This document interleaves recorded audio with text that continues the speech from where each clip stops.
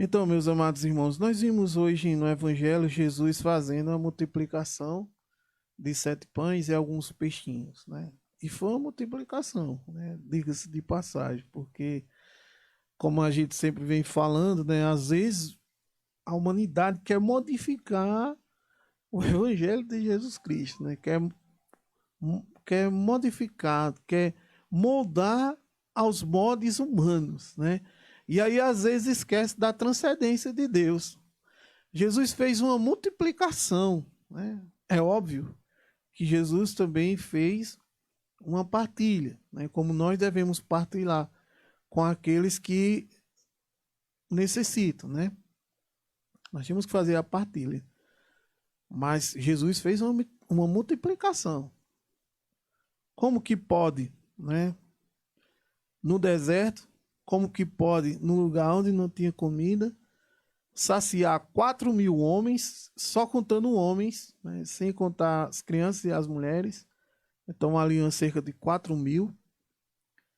Alimentar com 7 pães e alguns peixinhos. Então, foi Jesus que operou um prodígio, um milagre, e ali foram multiplicados os pães e ainda sobraram restos, né? Sobraram pedaços. Então, que isso fique bem claro para nós, tá bom? Porque às vezes nós, para moldarmos, né, para deixar o evangelho assim mais aceitável aos nossos olhos, né, aos olhos do homem, né, para deixar uma melhor compreensão, para inventar uma teologia nova, né, que nega a transcendência de Jesus Cristo, a gente diz, não, foi uma partilha, né? Lógico, foi partilha também, não estou dizendo que não foi, mas foi multiplicação, foi um prodígio, foi um milagre. Tanto é que depois as pessoas vão atrás de Jesus. Se nós formos ler lá o capítulo 6 do Evangelho de Jesus Cristo segundo São João, nós vamos ver que as pessoas vão retornar e vão procurar Jesus, e Jesus diz, vocês não estão aqui, vocês só estão aqui procurando o pão que se perde, né? Trabalhar antes pelo alimento que não se perde, né? Então foi um prodígio, foi um milagre, foi um sinal. Também nós podemos notar que Jesus teve compaixão. O que é compaixão? Compaixão é você sentir a dor do outro. É você sentir a necessidade do outro e você fazer algo. Porque é como se fosse com você mesmo, compaixão, né? Você sente como se fosse com você, né? Então imagine, você está todo saciado, não está com fome, e você vê alguém com fome e você sentir fome também, você sentir compaixão, você sentir desejo de saciar a fome daquela outra pessoa, como se você tivesse sentindo também a fome, né? Então isso é compaixão. Então Jesus teve compaixão, né? Nós podemos notar também que as pessoas, elas desapegaram de si mesmas, porque ela estava com Jesus de Nazaré. Elas passaram 3 dias desapegadas de tudo, até dos alimentos. O próprio Jesus fala isso, ele diz, há 3 dias eles estão comigo, eles não têm o que comer, eu não vou pedir para ele ir embora sem comer, senão eles vão desmaiar, né? Então Jesus também aqui, ele está preocupado com o nosso bem-estar, né? Com o bem-estar físico, não, eles vão desmaiar se eles voltar, eu não vou deixar que isso aconteça com eles. E aí Jesus volta para os seus discípulos e pergunta, né? O que é que vocês têm? E aí um discípulo diz, nós temos 7 pães, alguns peixinhos. Jesus pega então esses pães, esse peixe, eleva os olhos ao alto e dá graças a Deus e abençoa, né, os pães. Então note-se mais uma vez que Jesus sempre está em oração, sempre está em comunhão com o Pai. E nós deveríamos ser assim também, estarmos sempre em oração, em todos os momentos, até no alimento, né? No almoço, na janta, nós deveríamos ser assim, né? Estar sempre rezando, agradecendo pelo alimento que tem. Se for pouco, agradeça a Deus. Se for muito, agradeça a Deus. Não importa, o que importa é que você tem algo para comer. Então a gente deveríamos ser mais gratos a Deus e estar sempre rezando, sobretudo na hora de comer. Era muito bom. Mas, amados irmãos, o que os teólogos, o que a igreja nos ensina e o que está em evidência, lógico, né, toda a vida de Jesus tudo que nós conhecemos da nossa fé nos leva a viver uma vida eucarística, a viver uma vida em comunhão com o corpo, o sangue, a alma e a divindade de Jesus Cristo, viver em comunhão com o próprio Deus. Então, o que está em evidência mesmo nesse evangelho é a Eucaristia, a ação de graças, o Jesus que nos alimenta, o Deus que nos alimenta com o seu corpo, com o seu sangue. É Jesus Eucarístico que está no centro da leitura de hoje, no centro da liturgia de hoje. É Jesus Eucarístico, na hóstia consagrada. É a missa. Você já foi à missa hoje? Você tem ido missa dominical? Você tem adorado Jesus sacramentado? Jesus hoje, na liturgia, ele está se colocando no centro da nossa vida. Como é que tem que ser? A fé católica, ela é uma fé cristocêntrica. Então, tudo que nós vivemos na nossa fé deve culminar na Eucaristia, que é o próprio Jesus Cristo de Nazaré, que está conosco. Né? Quem foi a liturgia hoje vai perceber que fala lá na primeira leitura do alimento da árvore da vida. Né? E esse alimento da árvore da vida é o próprio Jesus de Nazaré. Né? Vejam só o que Deus vai dizer na primeira leitura, logo no finalzinho, né? Tirada do livro do Gênesis. Deus vai dizer assim: se o homem já é como um de nós, versado no bem e no mal, que agora ele não estenda a mão e colha também a árvore da vida. Né? Ou seja, que hoje, lá, Jesus falando lá, quando Adão e Eva pecaram e saíram e foram expulsos do jardim do Éden, Deus diz que hoje, que agora, nesse momento, eles não estendam a mão aos frutos da árvore da vida, que ele não coma da árvore da vida e que não coma e que não viva para sempre. Deus vai dizer, né? Então, devido ao pecado, a humanidade conheceu a morte, né? Então, a serpente enganosa fez todo aquele engano, né? Enganou Eva, enganou Adão, Eva caiu no engodo de Satanás, pecaram e aí eles perderam o direito de estar com o Papai do Céu querido na vida eterna, na felicidade eterna.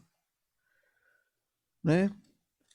Aí se nós formos então olhar para Jesus Cristo, lá no livro de São João, no Evangelho de Jesus Cristo, segundo São João, capítulo 6, no versículo 51, Jesus vai dizer assim: eu sou o pão vivo descido do céu. Quem comer deste pão viverá para sempre. Entenderam a semelhança? Então, lá no Antigo Testamento, pelo pecado, o homem perdeu a vida eterna. E quando Jesus veio, que realizou o plano de Deus, Jesus deu a vida eterna à humanidade novamente. Então, Jesus Cristo, ele nos redimiu de todo o pecado. No batismo, nós somos redimidos e temos todo o pecado apagado de nossa existência. E daí, então, Jesus se preocupa em nos alimentar. E ele é a própria árvore, é o próprio fruto, é a árvore que nos dá a vida. É Jesus de Nazaré. Então, se pelo o primeiro homem, Adão, e a Eva, a primeira mulher, que nós somos seus filhos, o pecado entrou no mundo e aí a morte entrou no mundo, é por meio de Jesus Cristo, novo Adão, é por meio da carne de Jesus, que é a carne de Maria, a nova Eva, que disse sim a Deus. Então é por meio da comunhão, é por meio da carne de Jesus que o homem retorna a viver eternamente. E Jesus vai dizer isso, amados irmãos. Jesus vai dizer: quem come minha carne e bebe meu sangue tem vida eterna, e eu o ressuscitarei no último dia. Né? Então, como que Jesus vai dar a sua carne? Né? Jesus diz: o pão que darei é a minha carne para a vida do mundo. Jesus vai dizer. Lá no livro de Efésios, na carta aos Efésios, não me recordo o capítulo, São Paulo vai dizer que Jesus nos alimenta. né? Quando ele está fazendo uma relação entre a igreja e a mulher, né? Jesus é a cabeça da igreja, assim como o marido é a cabeça da esposa, e, e o marido, né, o esposo que é Jesus, ele alimenta a mulher e nutre, ou seja, ele alimenta a igreja e nutre a igreja. E como é que Jesus vai fazer esse alimento? Por meio da Santíssima Eucaristia. Entenderam?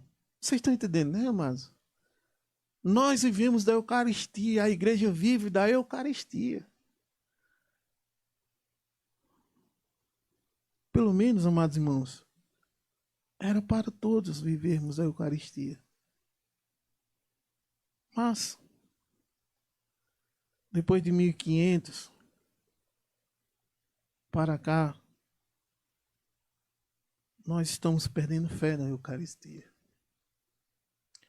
Porque a revolta protestante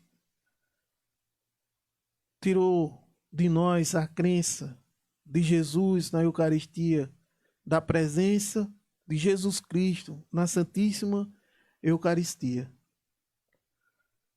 E hoje, infelizmente, não apenas os ateus, os protestantes e outros não têm fé em Jesus Cristo presente na Eucaristia, mas também, infelizmente, muitos de nós católicos escutamos o canto da sereia e estamos perdendo a nossa fé em Jesus Eucarístico.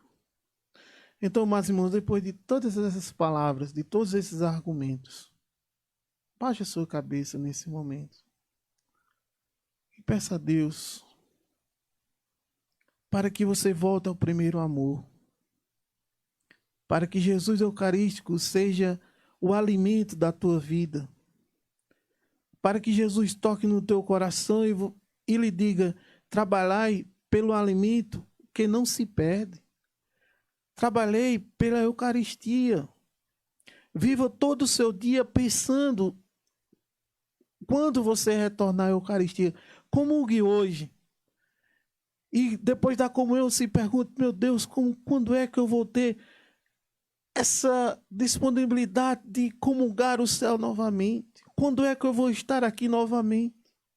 Diante de ti, Senhor, se alimentando do teu corpo, do teu sangue, da tua alma e da tua divindade, Senhor Deus. Quando é que eu vou ter entre as minhas mãos o céu, a vida eterna, Senhor Jesus Cristo, o fruto da árvore? Vós mesmos que se doa por nós, Senhor Jesus Cristo, dai-nos sempre, Senhor Jesus, a disponibilidade de nos alimentar deste fruto da árvore, deste pão do céu que nos dá a vida eterna. Que nossa vida possa ser uma vida totalmente sacrificada nos altares da igreja, se alimentando do corpo, do sangue, da alma, da divindade de nosso Senhor Jesus Cristo. Amém.